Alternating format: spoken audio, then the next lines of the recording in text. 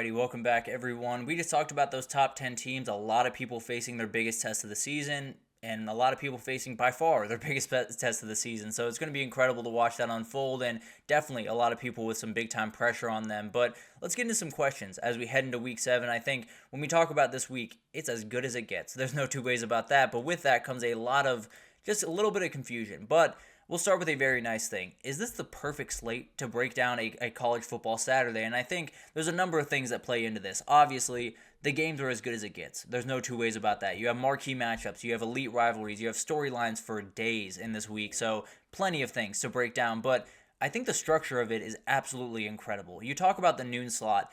Not necessarily elite. You don't have that incredible matchup in the noon slot that sometimes you do have, and you would have had a year ago with Texas OU, but you do get Bama. You do get a couple of teams that are going to be on full display, and I very much want to see them on full display. And I don't know if people share this with me, but I kind of like when that noon slot is a little bit lighter, kind of eases me into the day just a little bit, and then the 3:30 slot just punches you in the teeth, and that's exactly what it's going to do. Texas OU, Penn State, USC, special. It's going to be incredible to watch those two games go down to the wire and play right side by side each other, and frankly, it would be the best two games side by side each other in the entire year if the 7:30 slate didn't roll around, frankly, because then you got Ohio State, Oregon, then you got Ole Miss, LSU, and frankly, I don't think you can possibly dream up two better games to be side by side unless you put Texas, Georgia on this weekend. But at the end of the day, we'll have to wait one more week for that one.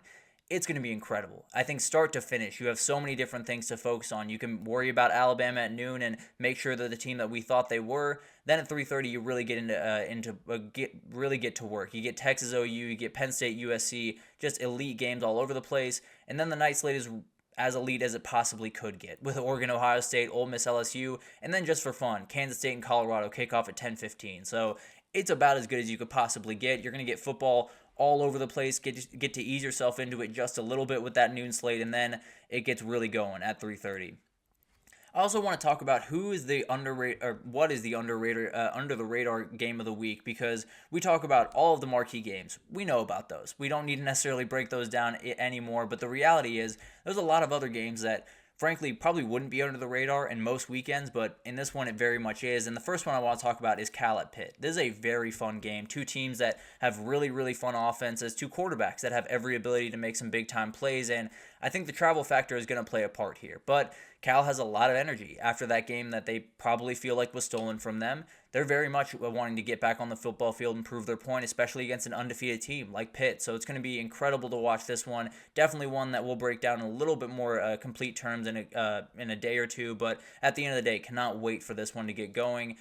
Another one that probably shouldn't be under the radar, but is Arizona heading up to Provo to play BYU. This is going to be a huge game for the Big 12, and if Arizona wins it, the Big 12 takes another crazy turn when I think we all know it's going to be absolutely off the charts. And then you have another one. If BYU gets the win here, they're rolling right along. They're absolutely the top team in that conference. And then you have an elite quarterback matchup in this one. Two very different quarterbacks in Jake Retzlaff for BYU and Noah Fafita for Arizona, but a really fun one nonetheless. And then finally, another one that probably wouldn't be under the radar, but it is Iowa State heading over to West Virginia.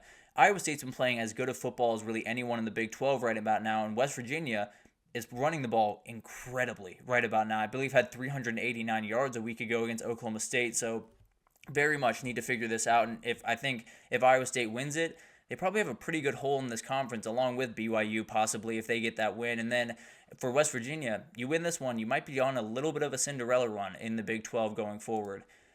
The other thing I want to talk about is who needs to make the biggest statement this upcoming weekend. Who is the coach, who is the player, whatever, that needs to, show who they are in this week. And frankly, we're going to break down a lot of coaches because that's where a lot of the pressure is held this upcoming weekend.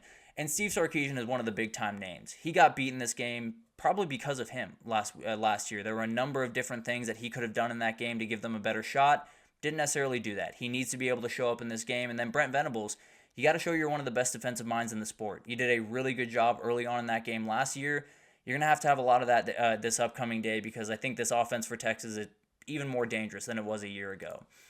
Then Ryan Day. I don't think this one has to be said very much, but the reality is Ryan Day, whenever he walks on that field with an Oregon, with a Penn State, with a Michigan, he is on a display. He is under a microscope probably more than pretty much anyone else in the country this upcoming weekend. And then Dan Lanning is another one. Absolutely has to get that big time win. This is a place where he has missed the mark a little bit in the past, and this would be the place that he takes that next step as a head coach. And then there's James Franklin. I can't even imagine what he's going through this week, because the reality is this is the game that he will be defined by. These are the games that Penn State will make their decision on. If they want to fire him in a couple of years, or if they don't, they will look back to a USC game. They will look back to an Ohio State game, a Michigan game, an Oregon game to figure out if they should or not. You got to execute. You got to play really, really good football. You got to make sure that your defense is playing lights out against this elite offense. And then on the other side, Lincoln Riley is about to fall to 500, 3-4 in 3 or 4 losses in his last 4 games. Badly needs to win this one. So both those quarterbacks are under pressure. I don't know if anyone's under more pressure this weekend than James Franklin, going into a really tough environment, or not that all tough environment, a really tough team that he's playing on the other side, and very much needs to execute in these big time games. Let's go down to the group of 5 here for a second, because we'll talk about the Power 4 games. No two ways about that, but there's some big-time group of 5 matchups throughout this weekend. One that I'm watching on Friday is UNLV-Utah State. There's a UNLV team that just came off their first loss of the season. Hajj Malik Williams making his 3rd start. There could be a world where they have a little bit of a hangover after that game, feel a little bit down on themselves, and get got in this one. Now, Utah State's not necessarily the team that's going to really force a lot of issues for UNLV, but the reality is we'll see what UNLV is really made of after that loss to Syracuse, and for Utah State, you could shock the world in this one. No two ways about that.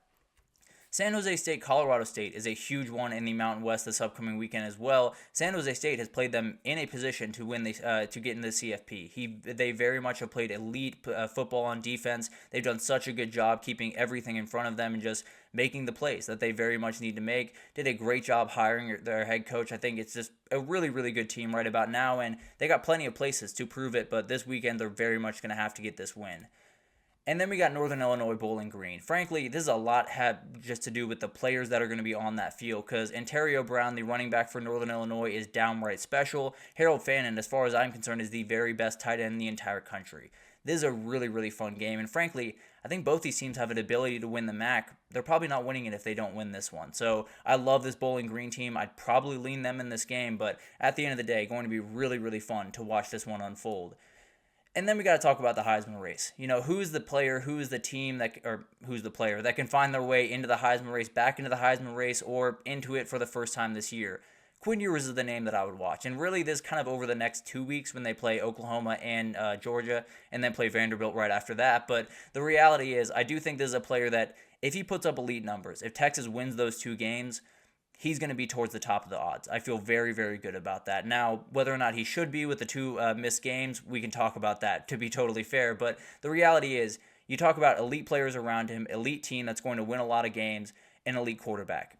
Quinn Ewers checks all those boxes. He absolutely can be in the Heisman race going down the stretch. And frankly, I'd be a little bit surprised if he wasn't. This is an absolutely elite player, and as long as he is on the field, this offense runs incredibly, incredibly well, and he's as good as it gets in the entire country. I feel very good about that, and going to be one of those players that, if he puts up crazy numbers against an Oklahoma defense and then a Georgia defense, he will get the attention of a lot of people, and some people that shouldn't have a vote on the Heisman, but that's a totally different conversation for a different day. Jackson Dart's the other one. You have an LSU defense that you can attack. You know that. There's no two ways about that. And you have a lot of playmakers on the outside, even without Trey Harris, which is something they have to figure out offensively anyway. They have to find other guys, and they have other guys to find. Caden Prieskorn, Jordan Watkins, Juice Wells. They have so many different guys that can make plays on this offense. Jackson Dart's got to be at the center of it. And frankly, even in the South Carolina game, he played good football. Didn't necessarily play the football that he is more than capable of playing and will need to play if he wants to win the Heisman this year. So it's one of those things that he's been a little bit off the radar for the last couple of weeks, has dropped a little bit in the odds. He gets a big win here and puts up crazy numbers. He is right back up to the top. I feel very confident in that. And frankly, I think this next one's interesting. Dylan Gabriel has not really been in this conversation this year, and some of it is totally fair. You know, he hasn't necessarily played elite football. There's been a number of things that he just hasn't done all that well, and he's going to have to play really good on Saturday if they're going to want to get that win. That being said, this is the quarterback for Oregon. This is the guy that's playing in the biggest matchup maybe of the year thus far, and definitely of the week. If he puts up really good numbers, if he leads them to a win at home, he's going to be in the Heisman conversation. This is a very, very good player. Not necessarily the guy that's going to push it downfield the same way Bo Nix did, but he can execute an offense really, really well. So if Gabriel puts up big numbers and gets the win, I feel pretty confident he'll be top 7, top 5 in the odds on Monday. And then the other guy I want to watch is Jeremiah Smith. I think this is a guy that probably on the outside looking in just a little bit, but you look at a couple of the wide receivers that have been able to win this in the past. Tends to go with a quarterback that's not going to put up crazy numbers, or a quarterback that is not necessarily, or is going to lean on that wide receiver a ton. Jeremiah Smith can absolutely do that. If he goes for 2 scores, 100 yards in this game, he could be the guy that's in the top 5 of those odds going forward, and definitely a really interesting player to watch. I'd be a little bit surprised if either of those guys made that jump this upcoming weekend, but at the end of the day, when you play a defense like Ohio State, and if Dillon Gabriel is able to execute at a high level, you probably have to talk about him, right? Then what's the biggest individual matchup of the week? And this isn't necessarily the games themselves, but position group on position group, coach on coach, play caller on play caller, whatever have you. What is the biggest one of this weekend?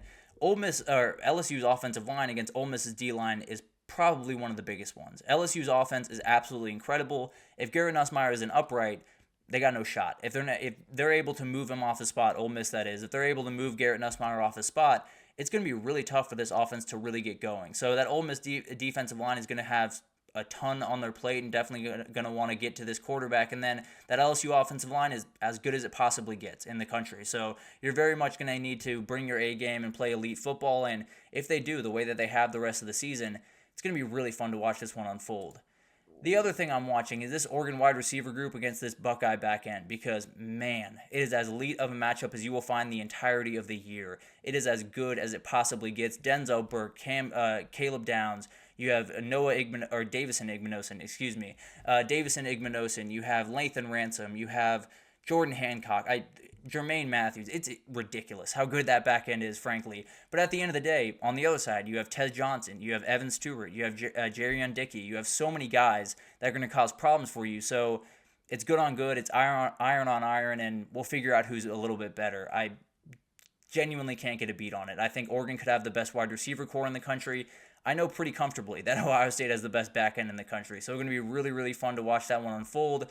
The one I love the most is these two guys. These are 2 of the best play callers in the entire country, regardless of the side of the ball that you're playing on. But Steve Sarkisian and Brent Venables, the fact that we get that every single year is insane. These are 2 incredible play callers, and 2 guys that are they're going to be playing a chess match on Saturday. It's going to be so much fun to watch. Steve Sarkisian, for my money, is the best offensive play caller in the country. Brent Venables, if you have him anywhere lower than top 5 in defensive play callers, you're absolutely wrong. So it's going to be incredible to watch this one unfold, an absolute chess match, and whoever wins it will win this game. I feel very confident in that, so cannot wait to see that one unfold. It's a crazy week. There's no 2 ways about that. We'll get into the Ohio State-Oregon game as well as the Penn State-USC game tomorrow, a little bit more detail, and we'll get into all the other craziness. There's a million different games to break down, and we'll get to all of them tomorrow, so definitely tune in for that. But that'll do it for this edition of the GSMC College Football Podcast, brought to you by the GSMC Sports Network. Your support means a lot to us, so please remember to subscribe to the show, leave a positive review. It does make a huge difference for us. Also, follow us on Facebook, Twitter, TikTok, Instagram, all the social pages for all the content and updates you could possibly need. We have really great people doing awesome work across every single sport you could want. So anything in the world of sports that you need, come on over to GSMC and we have you totally covered. But thank you once again for listening, and I will see you guys tomorrow.